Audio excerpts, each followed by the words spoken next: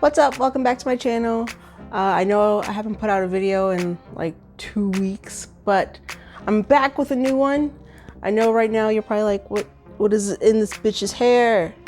These are heatless curlers, and I wanted to try them out. And I wanted to have like a cool hairstyle, something, you know, different, since I haven't made a video in 2 weeks. But then I started second guessing myself, and I was like, what if my hair don't turn out right? I won't have time to do another hairstyle. It's just gonna delay my video, and I wanna get it done. So I just want y'all to accept me the way I am. I'm a bitch that shows up late, but I shows up. Today I wanna talk about a movie I recently watched called Fatal Affair. When I was working on my cosplay, I took a little bit of a break, and something told me to turn this on, and I don't know why, and I probably have seen it more times than I've cared to have seen it at this point. It's just a bland suspense thriller, in the same vein as that one Beyonce movie I can't really think of right now. And Omar Epps can't act, but there's some laughable shit. So there's that. So the movie starts with some couple having sex. They don't tell us who they are. They're just making out in front of a big ass fireplace. I need some water.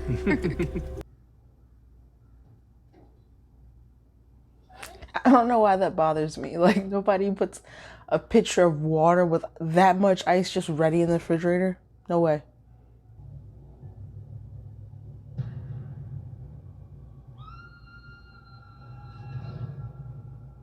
So this movie wants me to believe that he killed him, dragged him up the stairs, ran the bath, staged his body in the bathtub in enough time to hide before getting her with no mess. So then we meet Nia Long. Her character's name is Ellie. At first I thought she was a real estate agent because she kind of just walks up to a real estate sign and hooks it back up, and she's talking jargon, and it could be a real estate agent, it could be a lawyer, I don't know. And in this instance I was like, yeah, she really holding that phone upside down? Exciting. No, He's not doing upside well, down. much better. Thanks for asking. Why is she holding the phone Honey? upside down?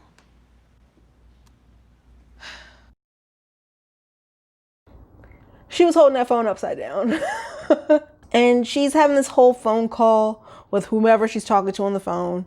And it's just giving us a little bit of generic backstory of letting us know that they just moved to this new house. And honestly, nothing so far in the movie, even though we haven't made that far, tells us that her and her husband are having marital issues. I mean, they have this one scene where they go to lay in the bed at night, and he's laying on his side, and he has this big ass scar on his shoulder and pills on the side of the bed. So I'm like, okay, was he in a brutal knife fight? What happened? Is he a spy? What's going on? Movie. So then the next day we meet Ellie and her friend walking into the office. Again, they're talking business talk, but it's not until they say the word firm do I go, oh, they're lawyers. They're talking about clients and shit. Lots of people have clients. That don't mean shit to me. Then we get to the most expertly crafted scene of exposition. Good morning. Good morning. This is our lead counsel, Ellie Warren, who I am hoping we can all persuade to reconsider and stay at the firm after this is closed. This is the tech consultant I was telling you about, David Hammond. Ellie. David, hi. How you doing? Good. You two know each other. Yeah, we actually went to college together. Yeah. It's been a long time, huh? It sure has. 20 years. You look like it's been 20 minutes. Now this scene pisses me off because if she's been telling her about him, you would think that she would I don't know, look him up. Is that stalker? Am I a stalker? Wait. You would think she would look him up. Then an indicator to let you know how bad the movie is. They don't hit us with a, as you may know. They hit you with a, as I was telling David. And then they go through the whole thing over again. You just find those emails and let me worry about how to handle them. Oh, I'll find him. Well, I'll find him. I'm a murderer. I do shady shit. There. Thanks. Well, I have another meeting to run to, but we should catch up. I hate when he touches her hair. It's so bad because it's like he's like, oh. Like there's nothing there. There's nothing there. I promise you. As a black woman who does her own hair, I know what's in my hair, okay? It's pink lotion. So then Ellie and Marcus, they have dinner and it's in the dark. I don't know why. There's like 4 candles around this big ass beach house with windows for walls, and they want to eat in the dark. So yeah, they eat in the dark and we find out that David's an architect. It doesn't explain the scar yet. And now that's coming back to me, they do explain why he has a scar, but it's so like backhanded and not even necessary that all the attention that they put on it, it's not even important. So the next day, David brings back the information that the boss asked for. So, do you think they'll settle? What is it? But we don't get to know what it is. We don't even get to know how he did it. We don't ever get to see him do tech work. I'm just putting that out there now. So Ellie invites David out for drinks with her and Courtney. But Courtney has to work late, so it's just her and David. We go to trial next week. Courtney, are you serious? Yeah, for real, Courtney. Are you fucking serious? Up to you. I guess I have you all to myself then. They sit and drink, and they talk about what's going on in life. Ellie tells him that she has a daughter, she's married, she's happy with life. And he talks about how he was divorced and then just gets all real shady on her. Divorced, no kids. I guess we all can't be as lucky as you are. And then he implies that maybe she might have trouble in paradise. She just told him that she loves her life, and he's like, unless you don't love your life. And it's just like, what the fuck? Omar Epps' thirst is so unquenchable. I don't understand why she even entertains these conversations with him. I do have the perfect life, the perfect husband, the perfect daughter, the perfect home. But you know, one day you wake up 20 years later and you realize the person sleeping next to you feels like a complete stranger. He's practically a stranger. She has not talked to him in 20 years. There's nobody in my life that if they came back and started talking to me like this after 20 years that I would have anything to fucking say to them. You don't know me anymore, you know? So then they leave and they go to this another bar somewhere else and they listen to like the best music ever.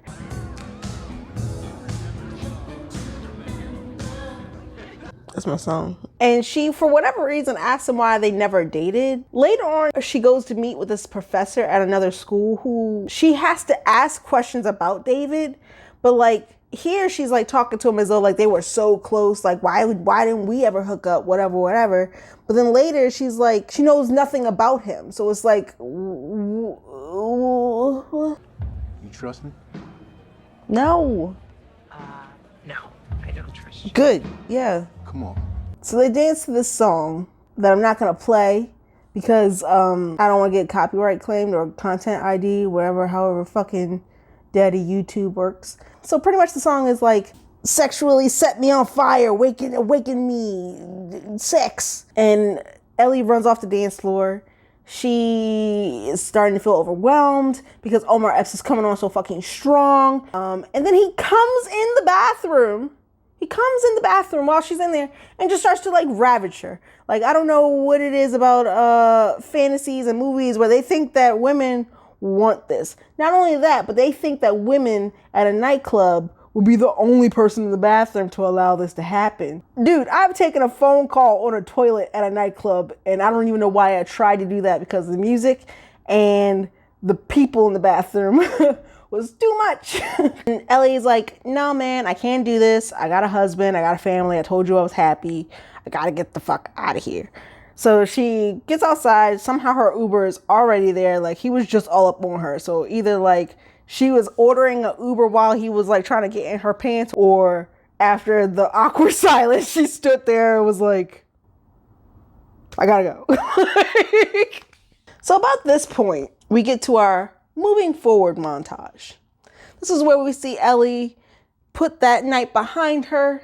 She is trying to move on with her family, with her husband, whatever marital problems they had because they never showed us any. And she even said that her life is perfect. She's just putting it all in the past. And it was right here that I had to check the time because I was like, damn, this movie feels like it's moving hella fast. How much time I got left? What's about to happen for the next hour and 10 minutes?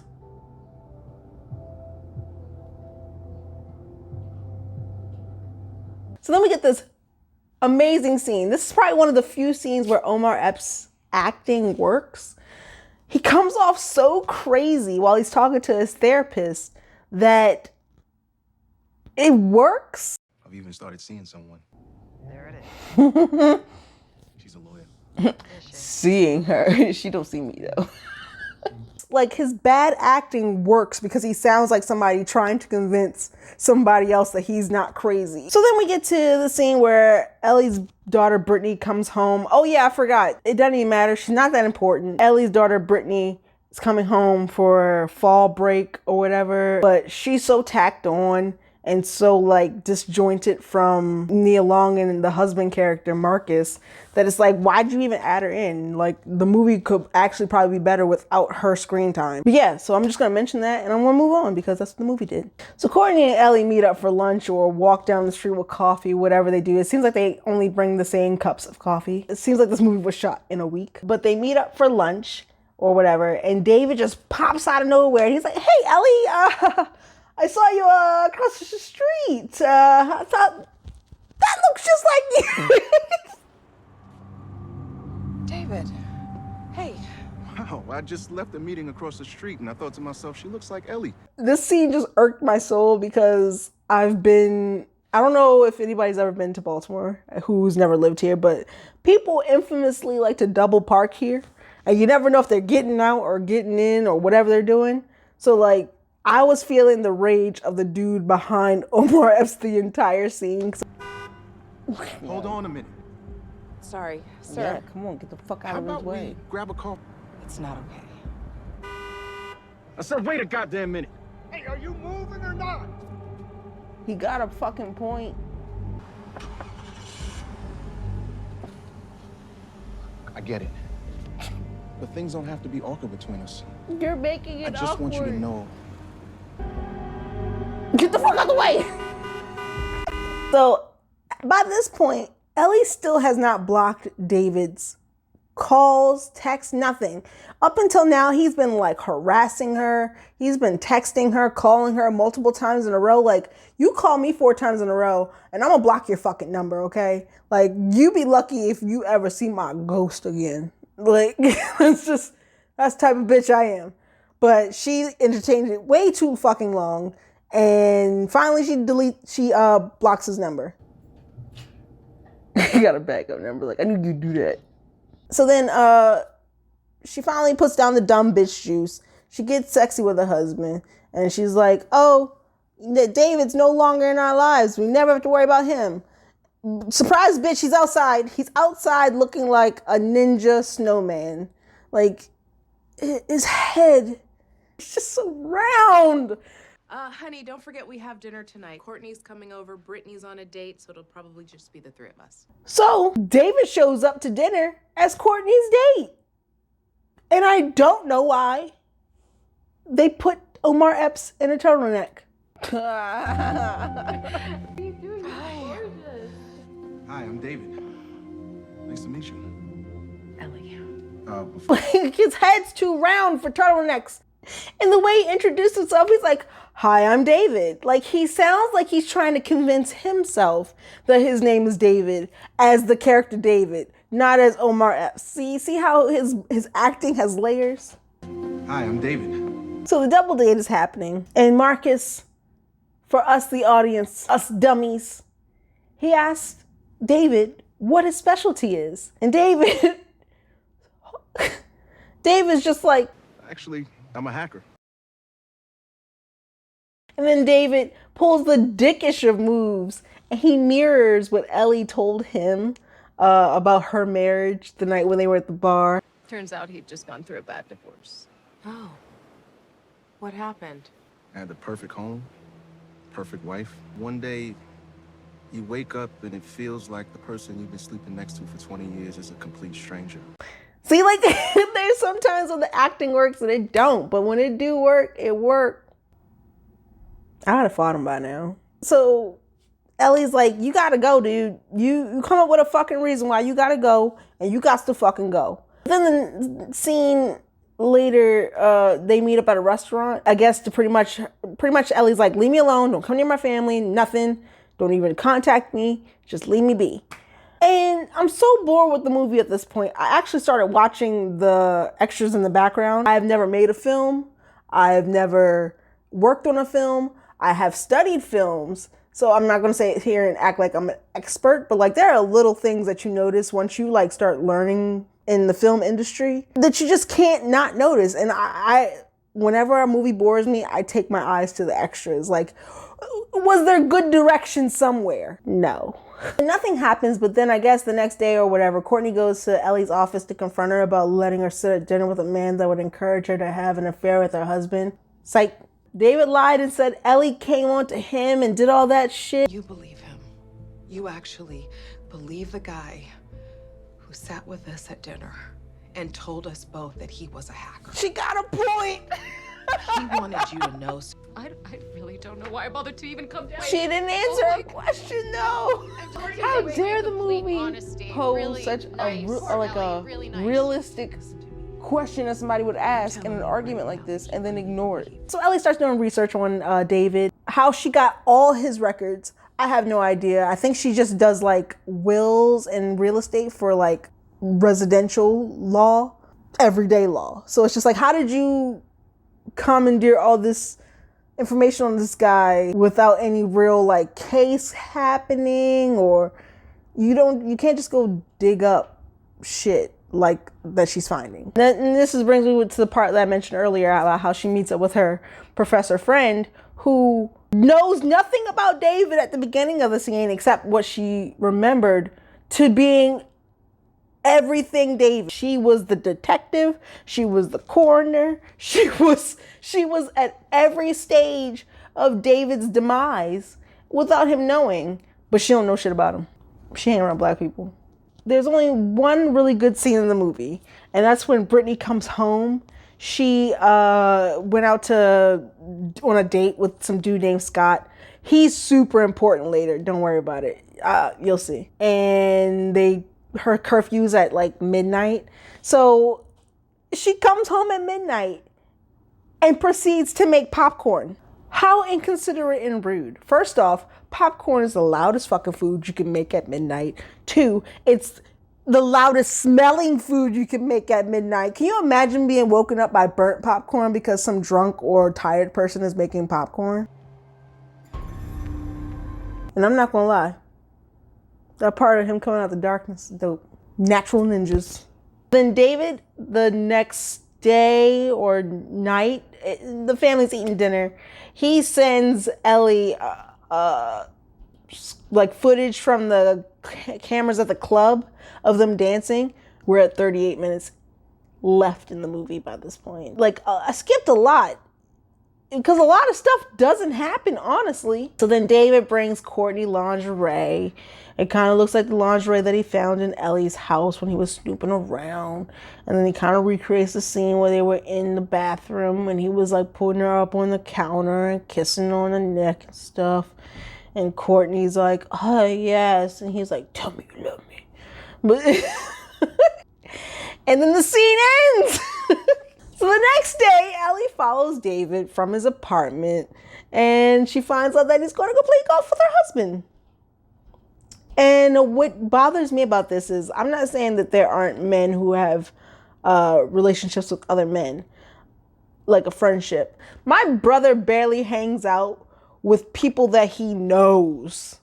I couldn't imagine some person who was my friend or somebody who was like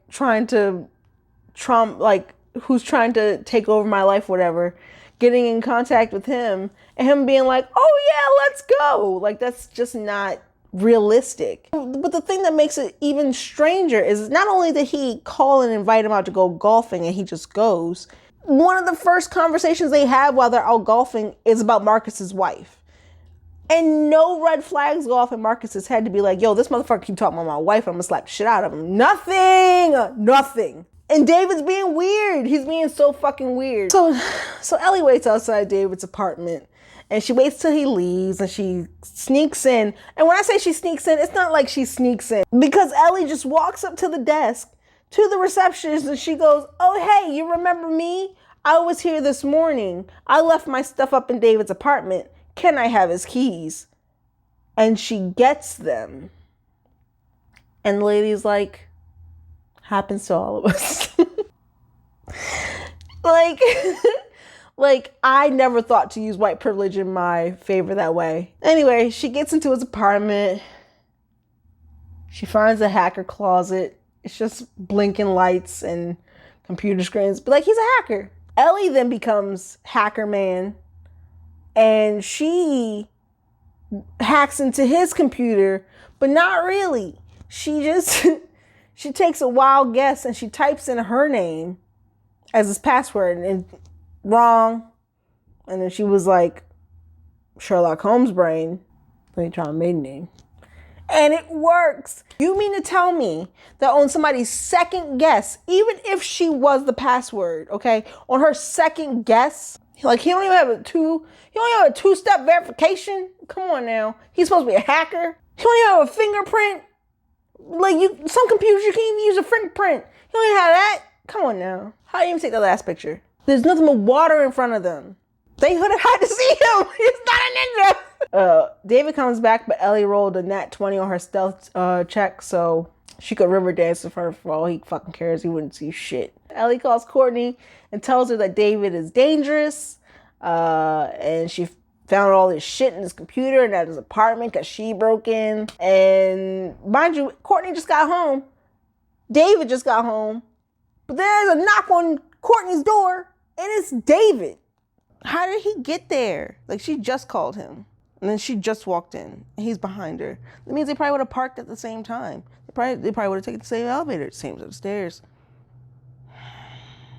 Like she was practically walking in front of him down the hallway.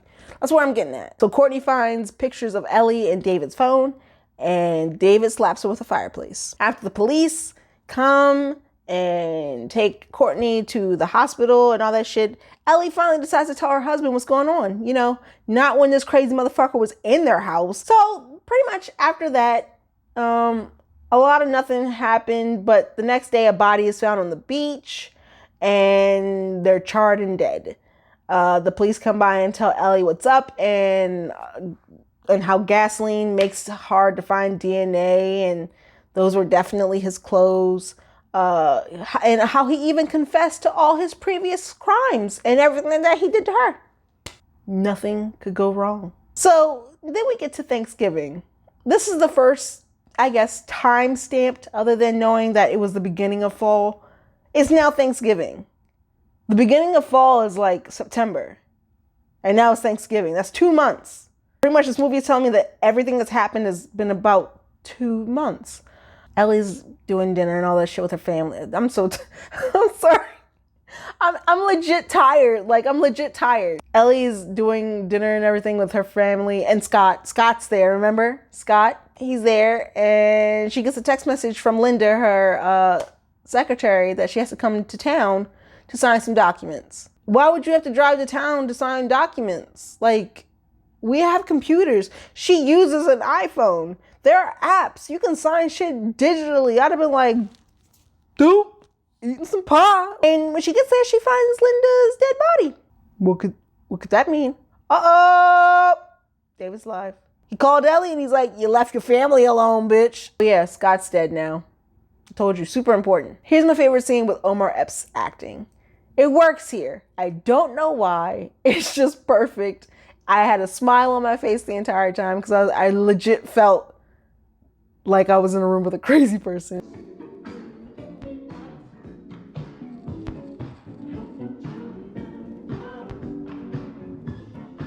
She attacks David. She runs down the basement. She finds her family. They're tied up. Cop comes to the house. David kills the cop, hides in the bushes, and he waits for somebody to conveniently turn on the lights for a jump scare. He then grabs up Ellie, and a fight between Marcus and David happens. Ellie stabs David with a knife, but leaves it in him and runs. But David goes back for the cop gun like a genius because none of them thought to grab it in the first fucking place. Nia ran to the top of the hill and somehow David catches up. He does the cliche lines like, don't you know we belong together and shit, but Marcus sneaks out and gets the drop on David, sending him off a cliff. I don't know why they were trying to save him. He's literally terrorized this dude's wife. Like, what the fuck? Like, let him go! So 2 months later, Brittany moves out to go back to college the same way she came into the film, unimportant. And Ellie and Marcus decide they want to move back to the city and that this house wasn't for them. What did I think of this movie? The life is no longer within me with this movie. Would I watch this again? No, I watched it 3 times too many already. Omar Epps is terrible. I had to really think about the last time he was good in a movie, and I couldn't remember. Nia Long, she looked like she really wants to be in a suspense thriller. She looked like she tried up until a point. She was carrying a lot of the scenes because, like I said, Omar Epps, for the most part, is terrible. And when you have her actually trying and him, like, coming off like somebody who's never acted before, it's really bad. They really could have cut the daughter out. She didn't need to be in the movie at all. It was terrible. Like, they could have taken that time to either show us more of Ellie and Marcus's relationship. Hell, even throw in a flashback of David and Ellie's relationship. Something. Long and short, it's a mess. It's a fucking mess. Oh my gosh. These curls are too much. Okay, maybe not. Okay, fuck it. I tried something new and it didn't work out. But you know what? It's okay. Thank you for coming back to my channel. Thank you for watching. Yeah!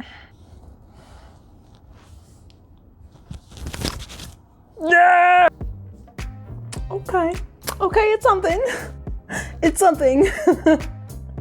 Thank you so much for coming back to my channel. If you enjoyed this video, or if you know of a movie that you want to check out and you're like, I don't feel like wasting my time, I'll waste mine for you. Don't worry. I got your back.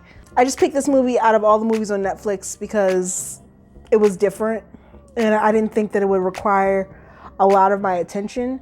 And after a third viewing, that's true. It didn't require a lot of my attention because it doesn't challenge your brain in a good way. If you know of any other movies that you want to check out or you want me to check out, leave a comment down below. Like, subscribe, share, all that other good shit. And I will see you back here in a little bit.